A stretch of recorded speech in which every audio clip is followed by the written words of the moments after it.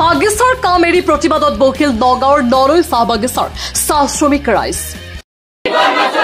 Manager भंडाली no चलिब manager मुर्दाबाद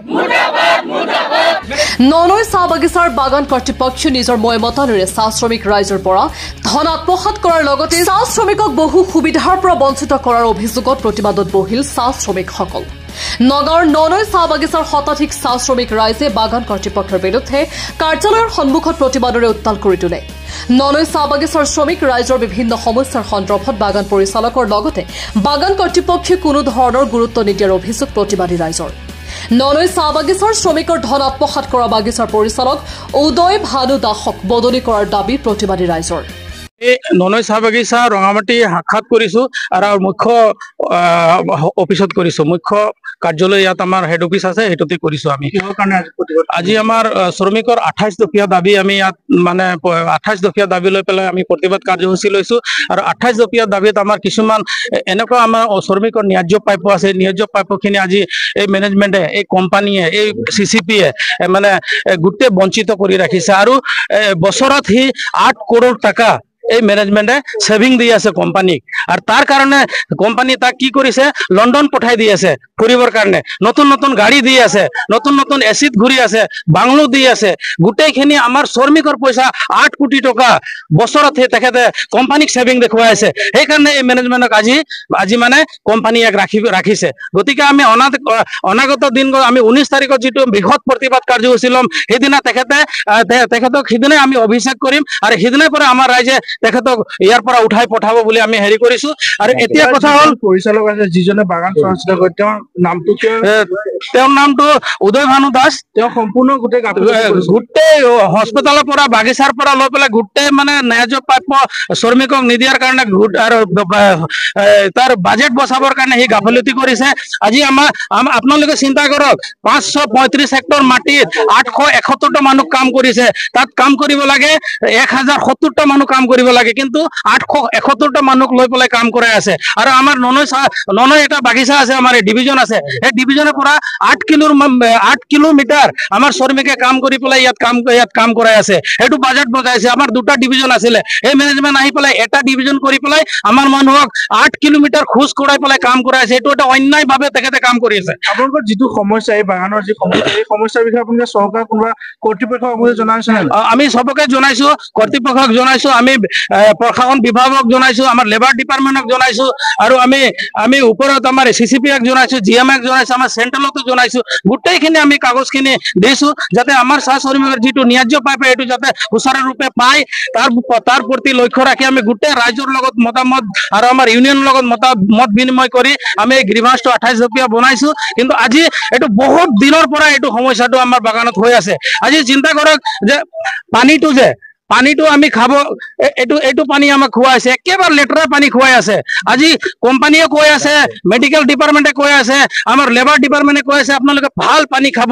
মেনেজমেণ্টে এই পানীটো খুৱাই পেলাই আমাৰ শ্ৰমিকক বিভিন্ন ধৰণৰ বেমাৰৰ মানে সৃষ্টি হৈছে। আৰু আপোনালোকে জানে যে পানীতে আমাৰ চবত মানে বেমাৰটো পানীৰ পৰাই হয়। তেখেতক জানে, লেবাৰ ডিপাৰ্টমেণ্টে জানে, মেডিকেল বিভাগে জানে। কিন্তু আজি আমাৰ মানুহ প্লাকিং এৰিয়াত, ফেক্টৰীত, হস্পিটেলত আজিলৈকে বৃহৎ খোৱা পানী খাব পৰা নাই।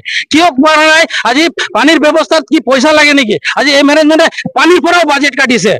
মই অলপ আগত আপোনালোকক ক'লো 8 কৰোৰ টকা বছৰত এই মেনেজমেণ্টে কোম্পানীক সেভিং দেখুৱাই আছে। আৰু সেই পইচাটো হয় আমাৰ চাহ শ্ৰমিকৰ পইচাটো হয়। আজি আমি ক'ব বিচাৰিছো, আমাৰ ইয়াত যিখিনি সমস্যা আছে, এই সমস্যাটো একেবাৰে মানে কিমান কম, আমি ইমান সমস্যা হৈ গৈছে যে গতিকে এই সমস্যাৰ ওপৰত আমি এতিয়া ক'ব গ'লে বহুত সময় লাগিব। গতিকে এই মেনেজমেণ্টক আমাক নালাগে বুলি আমি প্ৰতিবাদ কাৰ্যসূচী, আমি বৃহৎ প্ৰতিবাদ কাৰ্যসূচী ৰাখিছো। আৰু এই কাৰ্যসূচীত তেখেতে সিদিনা ইয়াৰ পৰা বিদায় হ'ব বুলি আমি সমূহ ৰাইজে এইটো সিদ্ধান্ত লৈছো। আজি আমি প্ৰতিবাদ কৰিবলৈ লৈছো। আমাৰ প্ৰায় 28 দফীয়া দাবী লৈ পেলাই আমি ইয়াত প্ৰতিবাদ কৰিবলৈ লৈছো। সেই 28 দফীয়াৰ দাবী আমি বহুবাৰ নিবেদন কৰাৰ পিছতো আজি আমাৰ নৰৈ চাহ বাগিচাৰ পৰিচালক মহোদয়ে কোনো ধৰণৰ ব্যৱস্থা গ্ৰহণ নকৰাত আমি অনিচ্ছা সত্ত্বেও আজি আমাৰ শ্ৰমিক ৰাইজে ইয়াত আন্দোলন কাৰ্যসূচী কৰিবলৈ বাধ্য হৈছে। 1 নম্বৰ কথা হৈছে, মই ক'ব বিচাৰিছো, চিকিৎসালয়, মানুহৰ জীৱন মৰণৰ ঘৰ হ'ল চিকিৎসালয়খন।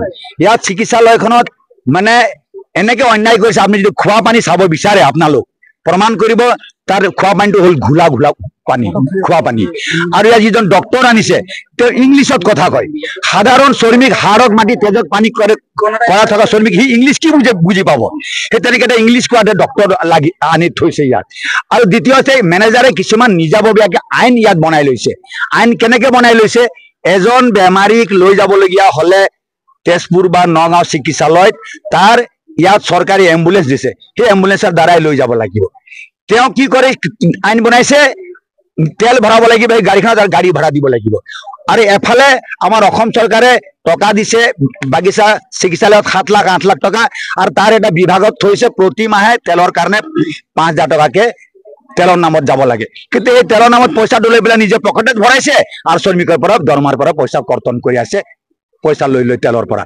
আৰু সৰু বাচ্চা হওক বুঢ়া মানুহ হওক ডিপেন্ডেন্ট হওক সেই ডিপেন্ডেন্ট সকলক লৈ গলে চিকিৎসালয়ত তেওঁলোকৰ লগত মানে যিটো আমাৰ এটেন্ডেন্স বুলি কয় তালাপি বুলি কয় আমাৰ ভাষাত সেই তালাপিত দিয়াটো বন্ধ কৰিছে আপোনাক ভাবকচোন এজন যদি সাধাৰণ শ্ৰমিক নগাঁও বা গুৱাহাটী চিকিৎসালয়লৈ যাব তেওঁক যদি ডক্টৰে কিবা এটা লিখি দিব তেওঁ পৰীক্ষা নিৰীক্ষা যেন কেনেকে কৰিব সেইকাৰণে প্ৰত্যেক বাগিচাৰ পৰা প্ৰত্যেকখন বাগিচা আমাৰ নগাঁও জিলাৰ প্ৰত্যেকখন বাগিচাৰ পৰা ৰোগীৰ লগত এজন এস্কৰ্ট পঠিয়াই দিয়ে মানে চিকিৎসা বিভাগৰ পৰা যাতে তেওঁ গৈ পেলাই নিয়াৰিকে ডক্টৰক দেখুৱাব কোন বিভাগত দেখুৱাব টেষ্ট পৰীক্ষা ক'ত কৰিব এক্সৰে ক'ত কৰিব পৰীক্ষা নিৰীক্ষা ক'ত কৰিব গোটেই এস্কৰ্ট জনে কৰে কিন্তু ইয়াত আমাৰ পৰিচালকজনে এইটো নিজাববী আইন মানে এক্সকৰ্ট দিয়া বন্ধ কৰিছে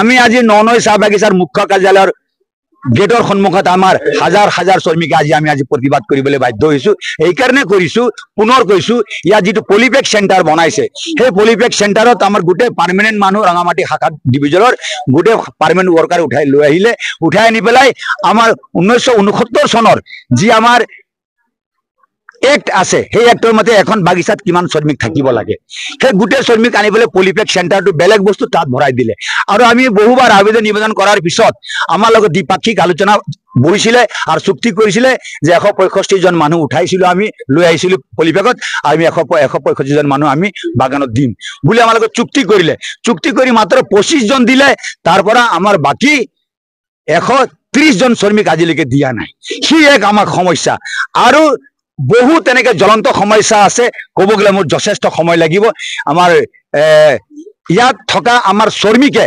কেনেকে ভুক্তভোগী আমাৰ বিশেষকৈ চিকিৎসা বিভাগত কেনেকে অন্যায় চলি আছে কেনেকে দুৰ্নীতি চলি আছে আমাৰ এই মহিলাসকল আছে তেওঁলোকৰ পৰা আপোনালোক গোটেই অসমবাসী ৰাইজক যাতে দেখুৱাবৰ কাৰণে চেষ্টা কৰক ভিডিঅ' জাৰ্নেলিষ্ট মৃণালৰ সহযোগত নগাঁৱৰ পৰা বিভূতি বৰাৰ প্ৰতিবেদন সুহানা লাইভ।